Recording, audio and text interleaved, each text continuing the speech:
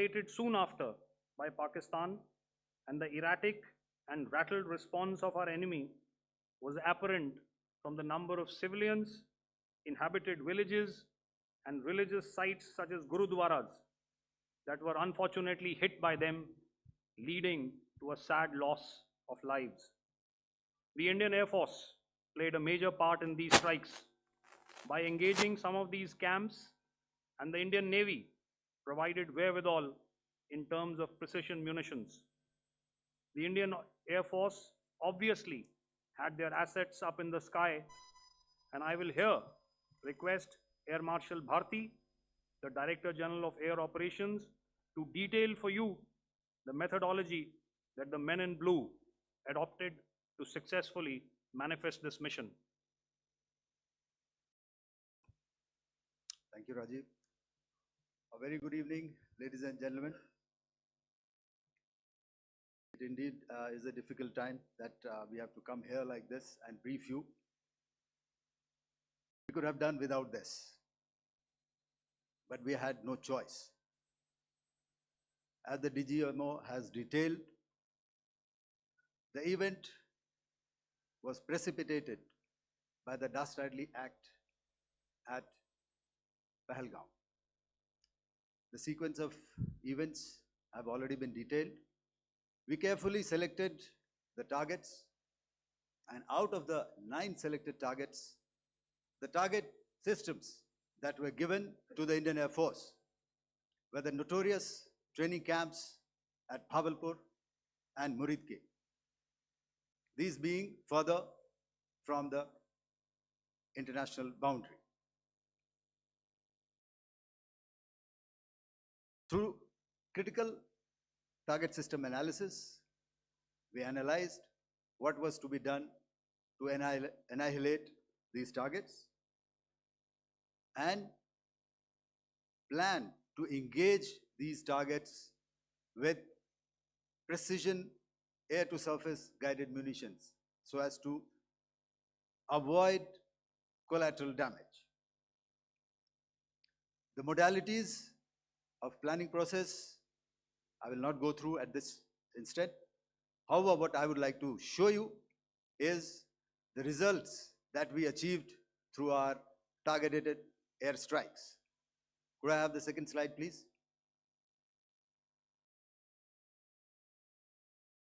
Yeah, change, please.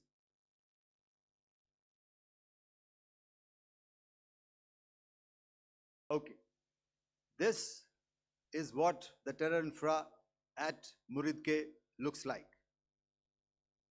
If you see, north is as indicated, and to the right is east, where the international boundary lies. Could we have the next slide, please?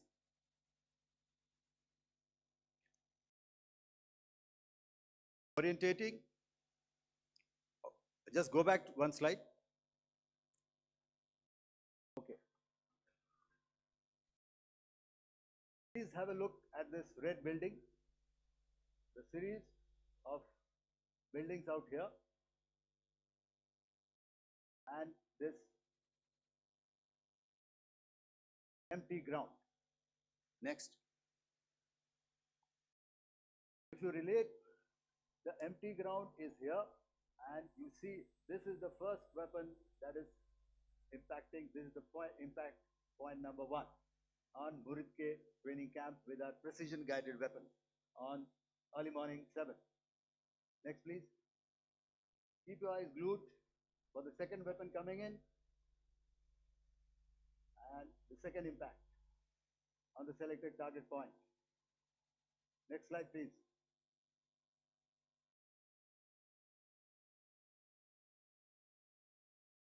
Third weapon, third impact. Continue. And fourth weapon, fourth impact. So through these targeted and precision targeting, we addressed the target at Muridke, which was the training infrastructure. Can you hear me? All right. Okay, I'll come closer to the mic. Now we go to the next target, which is the Bhavalpur training camp. Next slide, please. Okay, just wait. So the effect, if you see, the impact point, if I can point out, this is the impact point. The ammunition has gone through the roof and it has created a blast inside, the photographs of which you would have, all of you would have seen. And the red building, after that, there was this double-story building. It has been completely decimated by precision targeting. Next, please.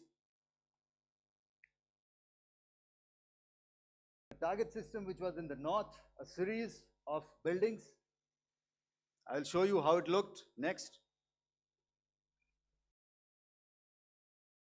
Completely destroyed by our precision targeting. Next. Now coming to Bhavalpur, this is the target complex that we are dealing with, a fairly large target complex. So we had to carefully choose the points that we needed to address, which were high value and which would meet our stated objectives of eliminating the terrorists. I would like to draw your attention to this red canopy, and in relation to that, I would cover the targets. One target system is a series of buildings here, other one here, and other one out here. Next slide, please. This is how it looked before, and this is how the building looked after the impact of the weapon. And orientation in relation to this red canopy, you can see here. Next, please. Before, next, and after. The roofs have completely collapsed. Next. This is the target system. Next. Precision targeting, and we have achieved our objectives here. Next. All right. So that was what we did on the 7th. Our objective was to address these two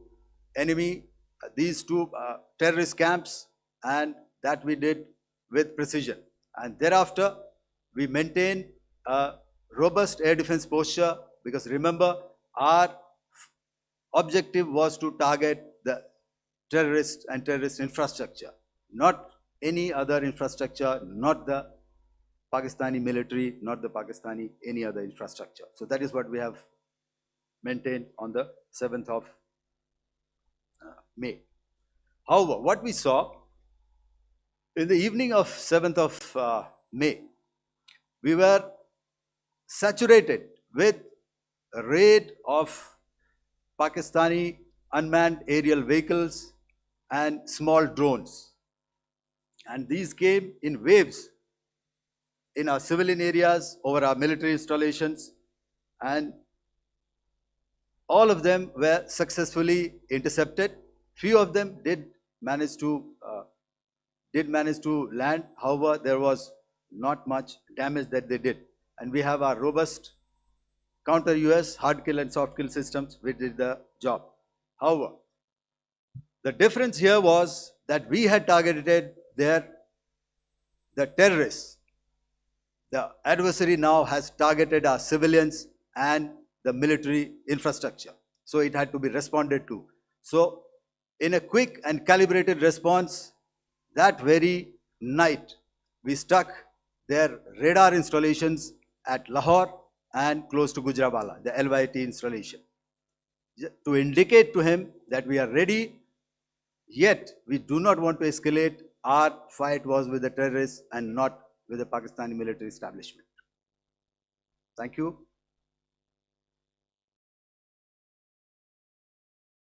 Thank you, Air Marshal Bharti. So, ladies and gentlemen, he's outlined operations not only on the night of 6th and 7th of May, when Operation Sindoor commenced, but also on the subsequent night. Being well aware and familiar with the congenital and impulsive nature of our adversary, and even though we did attempt to reach out and communicate our compulsions to strike at the heart of terror to my counterpart in the immediate wake of Operation Sindoor, the request was brusquely turned down, with an intimation that a severe response was inevitable and in the offing. We were, of course, prepared. Operations on the 7th and the 8th, Air Marshal Bharti spoken about. On the night of 8th and 9th of May, they flew drones and aircrafts into our airspace all across the borders and made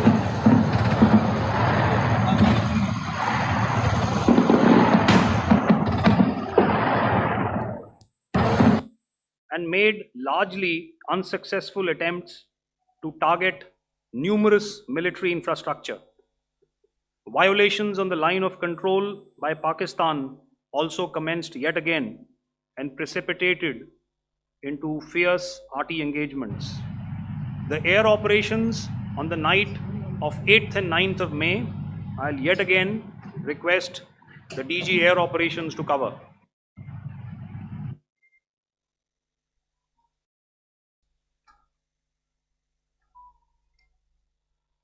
So I just covered what happened on the night of 7th and 8th. What we found that on the night of 8th and 9th, starting as early as 22:30 hours, our cities had a mass raid of drones, unmanned aerial vehicles, UCAVs, starting right from Srinagar, going down right up to Nalia. It was a mass raid in waves and it was relentless. However, we were prepared and our air defense preparedness ensured that there is no damage on ground or to any of the intended targets that the enemy might have planned for. The difference between 7th night and 8th night was that on 7th night, he sent in his Yeha class of UAVs, however, these UAVs can go some distance, they are armed. However, on the 8th, less numbers of armed UCAVs were there or UAVs were there, and more numbers of quadcopters, maybe for surveillance or just for harassment of civilians. This continued till midnight. Our air defense preparedness ensured that there was no damage on the ground, either to the military installations or to the civilians. However, the enemy had yet again shown that he wanted to up the ante and he wanted a fight, and we were up to the task. In a measured and calibrated response, we once again targeted his military installations, which included his SAM sites at Malirkant. This also included his surveillance radar sites at Lahore and close to Gujranwala. These were suitably addressed, and thereafter his drone attacks continued even till morning, which we countered, and during the daytime there was some respite. Here I would like to bring out another aspect. What we found was that while the drone attacks were being launched from somewhere close to Lahore, enemy had allowed his civilian aircraft to also continue to fly out of Lahore. Not only his own aircraft, but international passenger aircraft, which is quite insensitive, and we had to exercise extreme caution, even at the cost of some tactical disadvantage, to ensure that there is no damage to any of the civilian aircraft. And this was also brought out in our press briefing during the day. So I will now hand over to my colleague to cover the events of 9th onwards. On land, we also undertook certain measures such as deployment of air defense and electronic warfare assets to establish an integrated grid with the Indian Air Force, and I have seen and heard some of you wax eloquent about the benefits of such an architecture when it comes to negating and combating air intrusions. We also carried out deployment to include movement of our forces in the land, sea, and air domains. The night of the 9th and the 10th of May saw similar intrusions by drones and aircrafts, and this time there was a concerted effort to target airfields and some very, very important logistic installations, albeit yet again unsuccessful and denied gallantly and efficiently, I must say, by the integrated Indian Air Force and Indian Army Air Defense. We further strengthened our deployment and also initiated some pressure points to send a very clear and unambiguous message to the other side to desist from any misadventures on land. Some of the airfields and dumps saw repeated attacks in waves from the air. All were thwarted.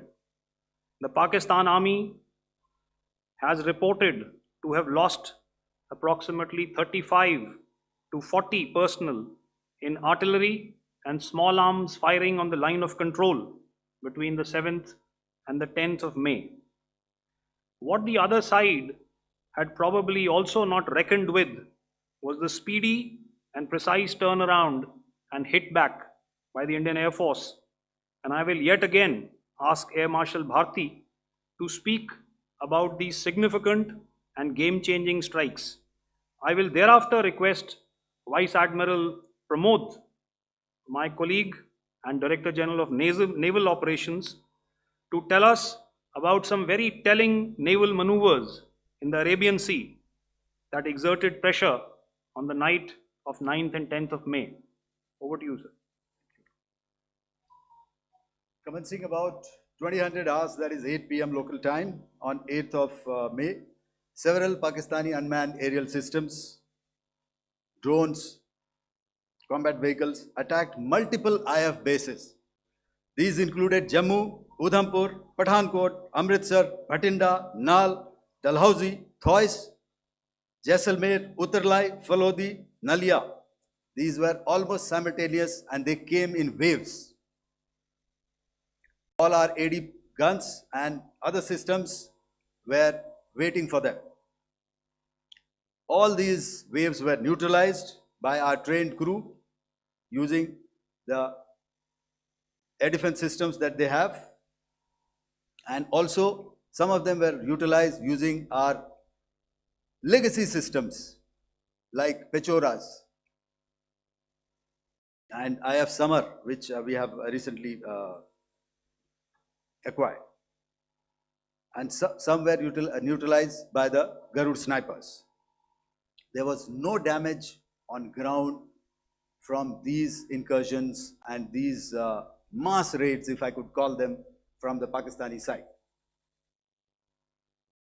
However, following these relentless attacks on our air bases, on our forward positions, and on our civilian targets, this was time to convey some message to our adversaries.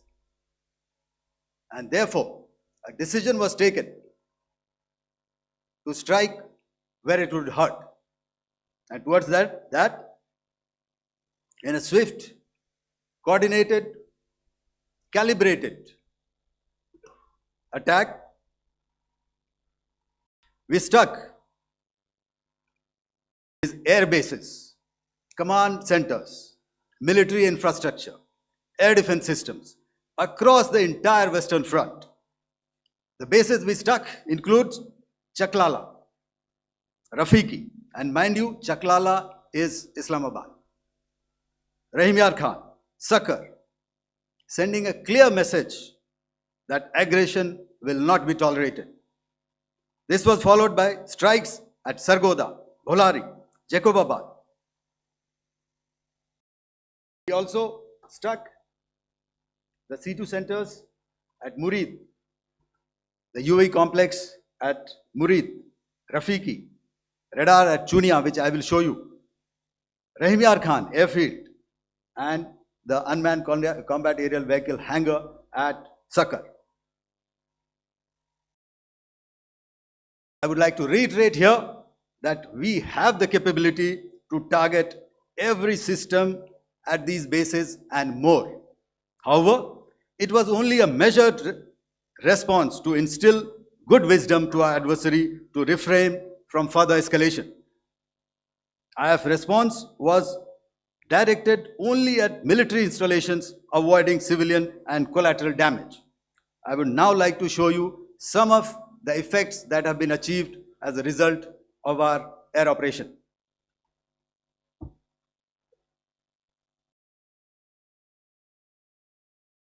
Here is the Pasroor air defense system. If you could see, zoomed up view.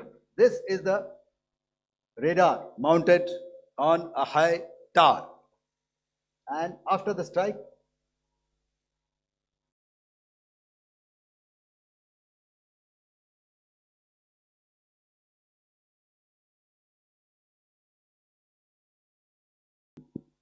thank you. Can you hear me? Yeah, thank you. And after the strike, this is what has happened. This radar has been taken out, completely burnt. Next slide, please. The Chunia air defense radar, which was taken out on 7th and 8th. This is the radar site. A blown up photograph, once again, on a tower. Not very clear, but what you see very clearly is the after effect after we have stuck.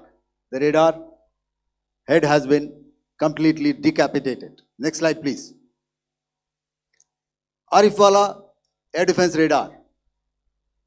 In this complex, you see how it looked before, blown up image, and after really blown up. Next. Now coming to Sargodha airfield. Remember, this is one of their important airfields wherein they have a lot of assets, F-16s, other assets which they keep getting, training institutes. And we have stuck this airfield. It is not, if you zoom in here, then one impact point here on the runway and second impact point of our weapon, precision weapon on the runway. And if you see this blown up, repairing going on. Same here. Next. Raimiar Khan. This is the area we have stuck. A deep strike out here and one complex here. So this is how it looked before, and same. You see a big crater, another crater here, and this complex after strike neutralized. Next. Chaklala airfield, Noor Khan, once again a major air base, a lot of their logistic assets out here. This was the chosen complex that we intended to strike and convey a message. Next slide, please. This is how it looked before, and this is how it looked after our strike. Next. Sakar. We chose the radar site at Sakar. This is the radar site, and after it was struck, this is the aftermath, completely burnt out. Next, please. Aircraft shelter. This is how it looked before the strike, and this is how it looked after the strike. The roof of the buildings completely caved in and burnt. Next. Bolari airfield, aircraft hangar. This is how it looked before, and this is how it looked after the precision strike. Next. Jacobabad, aircraft hangar, and this is how it looked after. Next. So what I'm trying to convey here, ladies and gentlemen, is to start with, our fight was neither with the Pakistani military nor with anybody else who's there on the other side. Our fight was with the terrorists. We neutralized the terrorists that we selected to be neutralized, and thereafter we only maintained the air defense posture. However, we were relentlessly pounded by waves after waves, night after night, by his UCAVs, by his drones, and by his other unmanned aerial systems. And that left us with no choice but to retaliate, and yet our retaliation was calibrated, it was graduated, and it was proportionate. Thank you.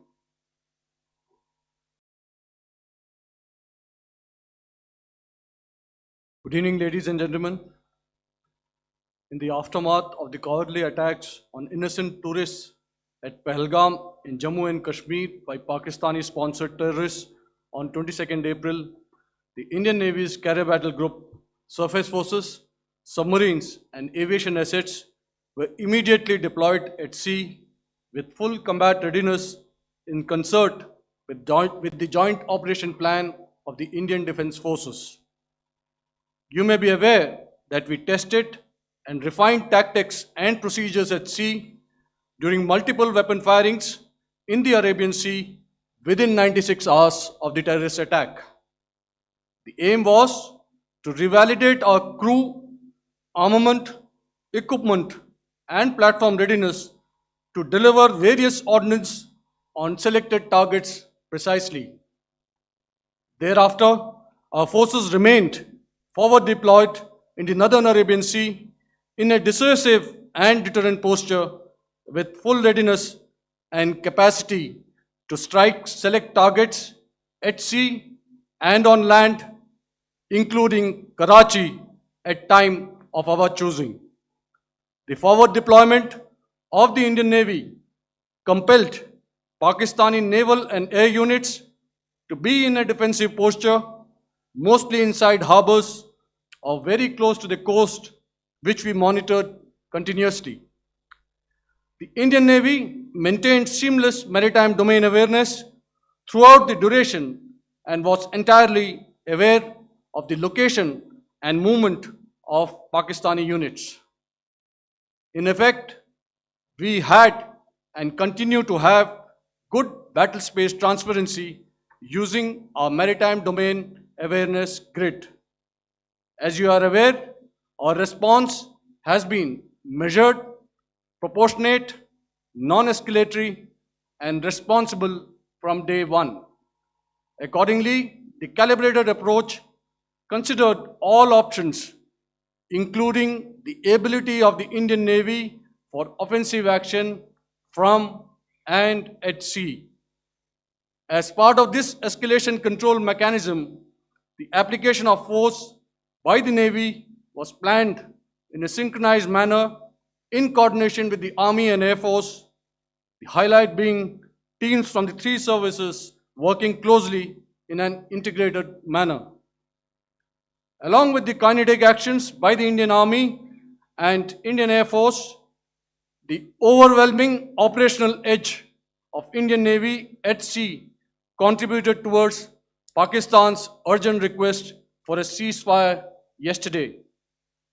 As we speak, Indian Navy remains deployed at sea in a credible deterrent posture to respond decisively to any inimical action by Pakistan or Pakistan-based terrorists. Thank you. Samno Varna, Jai Hind.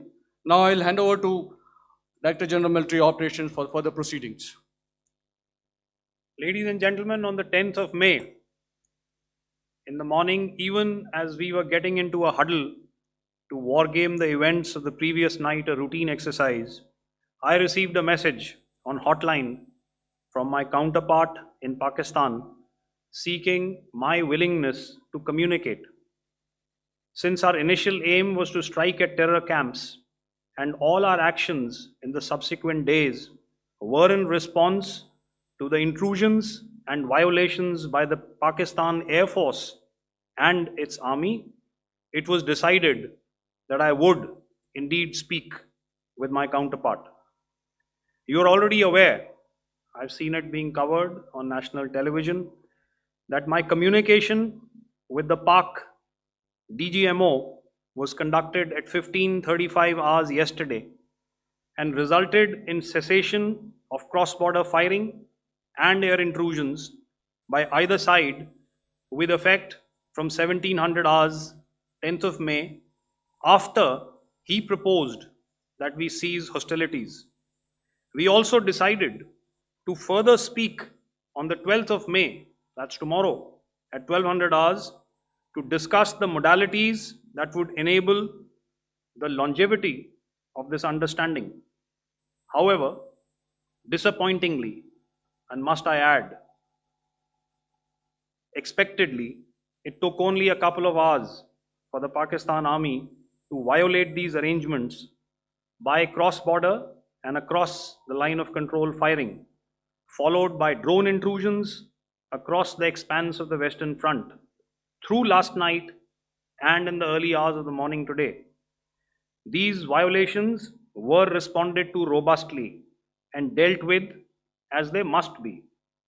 We have earlier today sent another hotline message to my counterpart highlighting these violations of the understanding between the DGMOs on the 10th of May and our firm and clear intent to respond to these fiercely and punitively, if repeated tonight, subsequently, or later. In this regard, I must inform all of you that the Chief of Army Staff has earlier today conducted a security review and has granted full authority to our Army commanders for counter actions in the kinetic domain in case of any violation by Pakistan. In the end, I pay my solemn homage to my 5 fallen colleagues and brothers from the armed forces and civilians who have tragically lost their lives in Operation Sindoor. Our hearts go out to the bereaved families and we express our solidarity to them in this lifetime and beyond at this grave juncture in their lives. Their sacrifices shall always be remembered and spoken of in glowing terms by a grateful nation. We have thus far, ladies and gentlemen, exercised, and my colleague Pramod highlighted this, immense restraint, and our actions have been focused, measured, and non-escalatory. However, any threat to the sovereignty, territorial integrity, and safety of our citizens will be met with decisive force. Jai Hind. Okay, ladies and gentlemen, we are now open for questions. All right, now since I would not know all of you, I would expect you to please raise the placard or your hand, and once I indicate, I expect you to please give out your name and the media group that you belong to. Keep your questions short so that we can take as many questions as possible. Also, ladies and gentlemen, kindly bear in mind that confidential aspects may not be answered by the 3 DGMOs. Right. I got a lot of hands there. Let me start from the left. Left foot always in front when we start marching. So here we have to the left, okay, yeah, 238.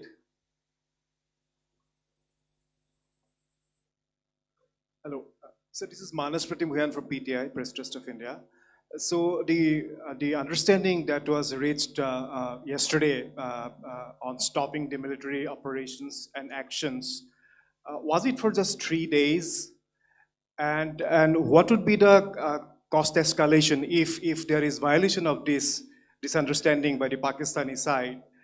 And my subsequent question would be that we have a kind of ceasefire agreement with Pakistan that was finalized in 2003. So will there be some kind of similarities in frameworks between the two kind of understandings, 2003 ceasefire agreement and the current understanding on stopping military operations?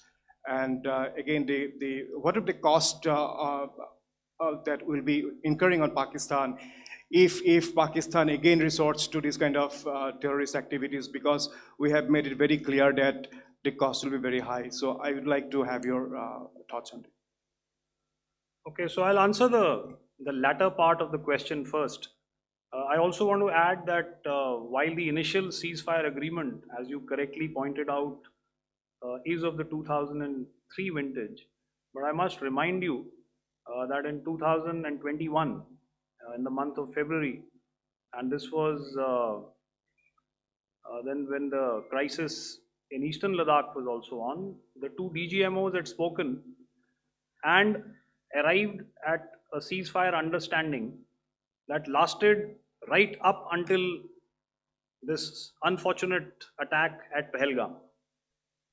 Once our Foreign Secretary had announced the decisions of the CCS in the immediate wake of that attack, he had announced certain measures, and then of course Pakistan had in turn made its own announcements. Since then, there have been certain violations of this ceasefire understanding, and of course after the 7th of May, like I pointed out during my statement, that there have been numerous violations on the line of control especially, and of course along the international boundary by the Pakistan Army and the Pakistan Air Force. This understanding that we spoke about yesterday, no, it was not for 3 days. It was first to stop aggressive and hostile activities immediately, let that order and direction settle down for about 36 hours, and thereafter discuss modalities, like I said, to ensure its longevity. That is tomorrow on the 12th of May. But unfortunately, we had a violation starting at approximately 1900 hours last night, and we've sent a communique, like I said, to the Pakistan Military Operations Directorate, and we will await what happens tonight. All right. I will. The cost escalation, I mean, I'll leave it to your best imagination. I've already said that the response will be fierce and punitive. Now, the right foot forward. Yeah.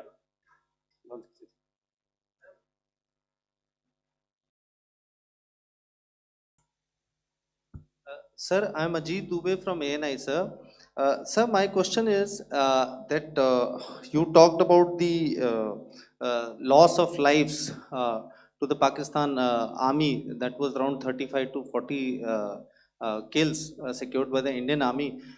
Sir, can you tell us what would be the total loss of life to the Pakistan army in both army and air force attacks, sir?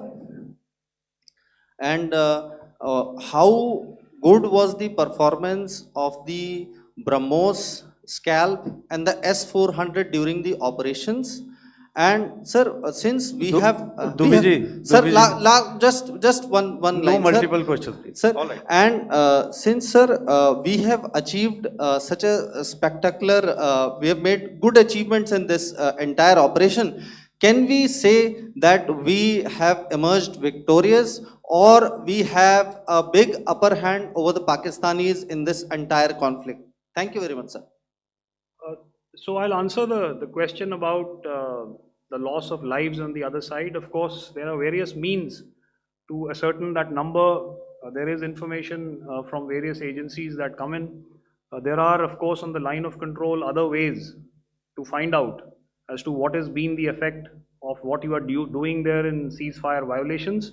So therefore, I mentioned 35 to 40 on the line of control, and please remember that once Operation Sindoor was launched, the responses of the Pakistan Army were also on Indian Army or the Indian Armed Forces infrastructure. Let me put it that way. So that's why I did not cover casualties of the Pakistan Army, at least in the initial phases of battle, because those were not our targets. Our targets were terror oriented, and of course later, once they launched air intrusions and air operations on our infrastructure. We've used heavier weapons and of course there would have been casualties, but those are still being assessed. The effects of the weapons that you mentioned, I will request Air Marshal Bharti to apprise all of you about those. Good evening, Mr. Ajit. How are you? Ajit, okay, you're meeting after some time. I never mentioned about any of the weapons that we used. Check. Okay. What I was saying that I never mentioned of any of the weapons, the caliber that we used. All right. So we leave it at that. Those are matters of operational details which I would not like to go into. But suffice to say that whatever methods and whatever means we have chosen, it had the desired effects on the enemy targets. How many casualties? How many injuries? Well, to start with, our aim was not to inflict casualties, but in case there have been, it is for them to count. Our job is to hit the target, not to count the body bags. And the last part of your question, I wonder if you read out the tweet on ADGPI at midnight once we'd done what we had to in Operation Sindoor. And that's credit to my friend here on the left. Justice has been served, Ajit. That is all that I will say. Ajit, I'll request you to, refrain putting words into his mouth. All right. Yeah, I'll come back to the left. 147. Sorry, 47. No, 47. Did I see it here or? Yeah. Good evening, I saw it there. gentlemen. Sorry, 147. I saw it there. Sorry. Yeah. Since I've already said 147. Start, please. Hi, sir. Good evening. This is Shivam Patel from Reuters News Agency. Thank you for giving me the opportunity. My question, sir, is how many military targets did Indian Armed Forces strike in Pakistan in response to the attacks from Pakistan? How were these targets selected? And how many troop casualties have been there in total on both sides, if you can give details? Thank you. I'm sorry, where are you? I haven't spotted his. He's to the Yeah. right side. Can you just repeat that for me, please? Sure, sir. So my name is Shivam Patel. I'm from Reuters News Agency. My question is, how many military targets in total did the Indian Armed Forces strike in Pakistan in response to the attack from Pakistan? How were these targets selected? And how many troop casualties have been there on both sides, if you can? So you're speaking of the targets that I mentioned in the wake of the attack at Pahalgam, right? Yeah, I think it's amply clear to everybody here that the Pakistan army has not crossed the international boundary, neither in the plain sector nor on the line of control. So the intrusions have been in the air. There have been certain attempts on the line of control when ceasefire violations have been on to try and infiltrate and carry out and perpetrate activities that we are all very well familiar with. Whether these are by terrorists or by the Pakistan army or its special forces and commandos is difficult to say, but each of these have been effectively thwarted. So therefore, as far as engagements of military targets on the other side is concerned, I thought Air Marshal Bharti covered those very well and in detail, and he also mentioned as to how they went about targeting those. I think those images were very clear and very, very graphic in telling us as to what we needed to hit. And you'll remember right at the outset I said that we even went into what was the construction in each of these locations and therefore decided on the vector that had to be utilized. Please. Okay, if I could add to what the DGMO has said, I have already detailed the targets. Now, whether it is X numbers or Y numbers is that is immaterial. And what damage have we inflicted? You have seen. What are the casualties on the other side? As I said, that is for them to count. As far as we are concerned, from the air defense side, if they had a choice, they would have definitely come in. They are fighters, there are more numbers of UCAVs. It is not that they did not intend to come in. It is only that our robust AD posture prevented them from coming in. So that must be known, and that must be realized by all the audience here. Yeah, I'll come to the left now, 24.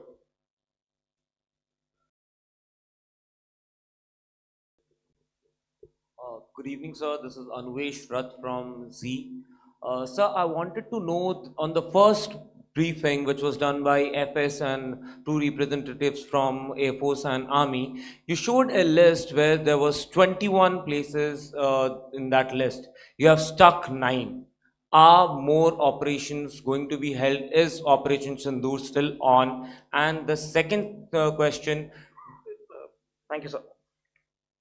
Thank you so much. And also, I Thank- want to congratulate all three of you for a fantastic operation that you guys have done. Thank you so much. Thank you so much for that one question. Yeah. Sir, the question. Unfortunately, Rath, is that your name? I'm sorry. You know, as far as operational details are concerned, I am not in a position to share those right now. But I think I'll take a cue from Pramod. You know, he said towards the end that the Indian Navy is still in a posture that is deterrent.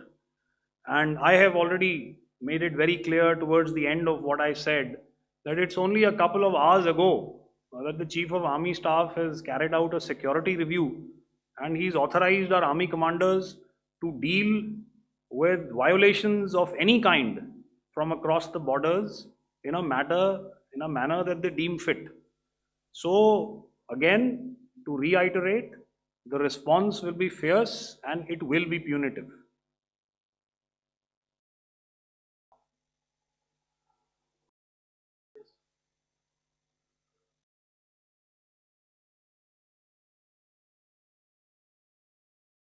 I'll go back this side now. Yeah, 255. She said middle wale kya karenge? So 255. Oh, sorry. Good evening, sir. Yeah, 250. I'm Shailesh from National Defense. Please allow me, first of all, to pay my gratitude for protecting us Indians. Thank you very much. Sir, since the enemy has been talking about uh, taking down our aerial platforms, it would be deemed fit in case we can reveal that we have taken down their fighter jets.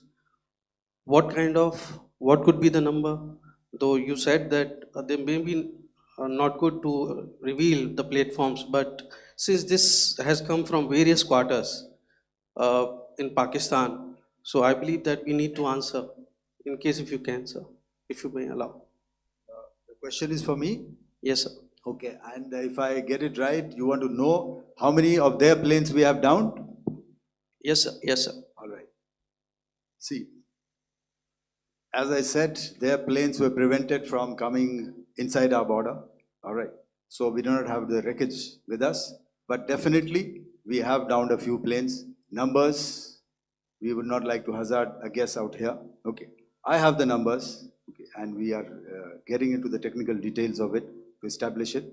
So I would not like to put a figure at this time, but definitely there are losses from their side which we have inflicted. Were they, Please don't ask. were they fourth generation plus, sir? No, See, sir, you're putting words into my mouth. Why do Sir, you say fourth generation? Let us make it high tech. Thank you so much, sir. all Thank right. you. Yeah, 163.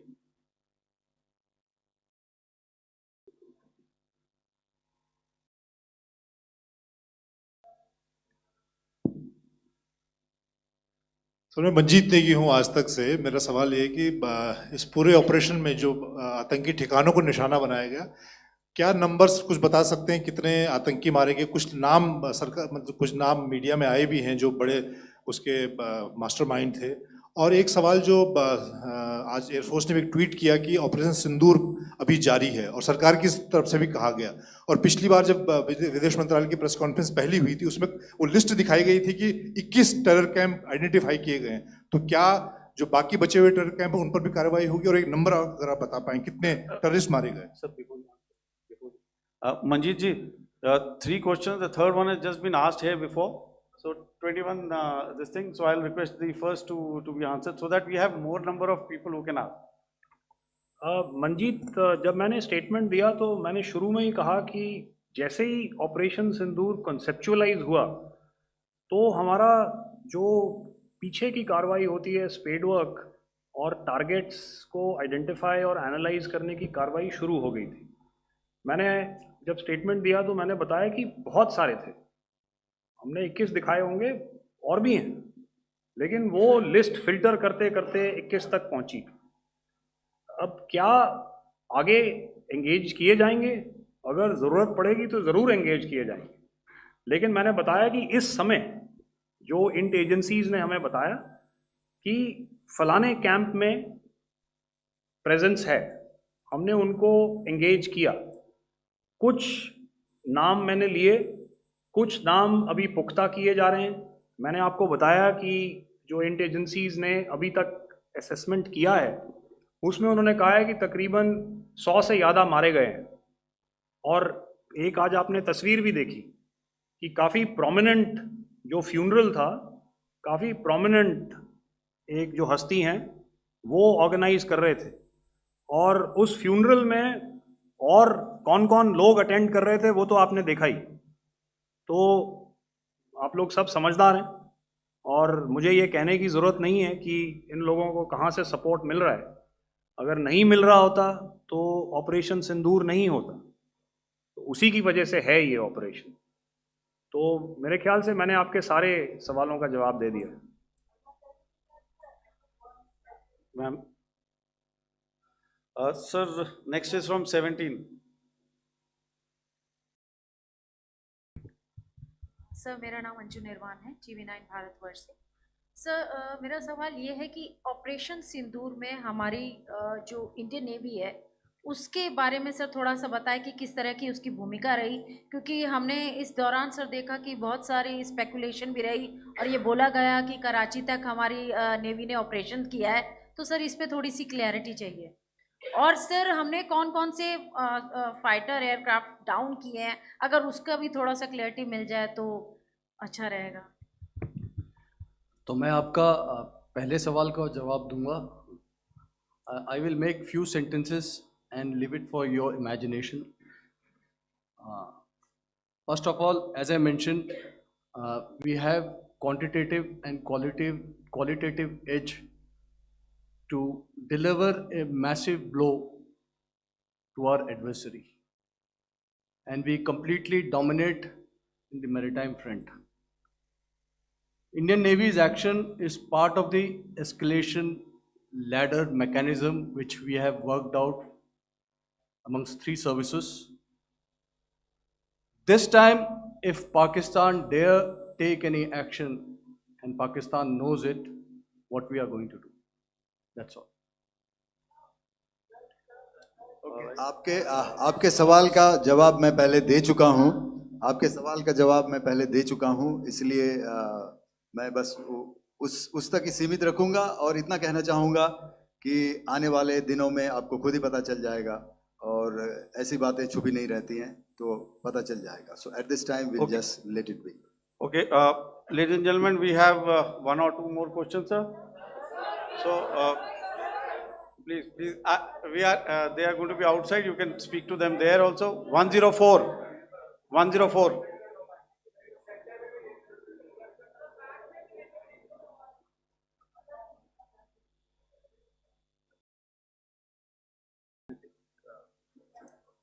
Yeah, ask sir. Sir, Dinaka with the Hindu newspaper. Are you surprised that you got this question? No, sir. Just look. Sir, can you give a number of assets we lost, because there's been a lot of speculation going on, international media writing a lot of things about our platforms, including Rafales. I mean, Pakistan claiming that Rafale has been downed, etc. Can you put that question to rest and clarify on that? I guess that question is for me. All right, I'm happy that you've asked this question. You know, we are in a combat scenario, and losses are a part of combat. The question that you must ask us, okay, and indeed that we must ask ourselves, you inclusive, is have we achieved our objectives? Have we achieved our objective of decimating that terrorist camp? And the answer is a thumping yes. And the results are for the whole world to see. As for the details, what could have been, how many numbers, which platform did we lose? You know, at this time, I would not like to comment on that, because we are still in a combat situation. And if I comment on anything, it will only be advantage adversary. So we don't want to give him any advantage at this stage. All I can say is that we have achieved our objectives that we selected, and all our pilots are back home. Thank you. Okay, hold, please don't, please be civil here. So we'll have 220 now. Hello sir, this is Anita Chaudhary sir from Swadesh newspaper. मेरा सवाल है, क्योंकि ये हमारे जो पहले जो action रहा वो आतंकवाद के खिलाफ रहा, तो आतंकवाद में अजहर मसूद की तरफ से एक बयान जारी किया गया था जिसमें उन्होंने कहा कि हम इसका बदला लेंगे और जाल जाल रुलाएंगे। तो क्या अगला, अगर खुदा न खास्ता अगला टेरर अटैक किसी भी तरह का होता है, तो क्या उसे एक्ट ऑफ वॉर में हमारी तरफ से लिया जाएगा और उसका क्या माकूल जवाब दिया जा सकता है? मेरा इसमें सिर्फ एक ही जवाब है आपके लिए कि हमने अपनी कार्रवाई करी। हमने उसके बाद मैंने अपने स्टेटमेंट में भी बताया कि ये कम्युनिकेट करने की कोशिश करी कि हमने इस तरीके से ये जो स्ट्राइक्स हैं वो क्यों की। लेकिन जो हमारा एडवर्सरी है उसने जैसे मुनासिब समझा वो कार्रवाई करी। तो आपने देखा कि ये जो एक्टिविटीज़ चल रही हैं 3-4 दिन से, ये कोई वॉर से कम नहीं है। नॉर्मल सर्कमस्टांसेस में एक दूसरे देश की एयर फोर्सेस हवा में नहीं उड़ती हैं और एक दूसरे के ऊपर स्ट्राइक्स नहीं करती हैं। हर रात इंट्रूजन्स नहीं होते हैं। लाइन ऑफ कंट्रोल पर सीज फायर वायोलेशंस, आपके एक साथी ने सवाल पूछा था शुरू में, एक सीज फायर अंडरस्टैंडिंग था, वो भी जा चुका है। उस सीज फायर अंडरस्टैंडिंग के जाते जो फायरिंग हो रही है लाइन ऑफ कंट्रोल में, उसमें घुसपैठ की कोशिश हो रही है।